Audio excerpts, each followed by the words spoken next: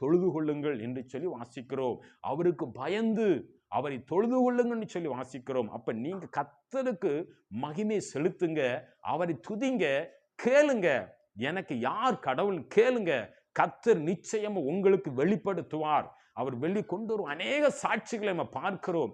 வாழ்க்கையில நடந்த சாட்சிகள், ஒவ்வொரு மனுஷன் வந்த பாதையில சாட்சிகளை பார்க்கிறோம். நீங்க கேளுங்க, உண்மையான தெய்வம் யார் என்று சொல்லி நீங்க கூப்பிடுங்க. கர்த்தர் நிச்சயமா உங்களுக்கு வெளிப்படுற தேவனா இருக்கார் என்று சொன்னா, என் நாமத்தினால எவன் எதை கேட்டாலும் நான் அதை தருவேன் என்று சொல்லியிருக்கிறார். நாமத்தை நோக்கி கூப்பிடுற எவனுக்கு நான் உதவி செய்கிற தேவன் சொல்லியிருக்கிறார்.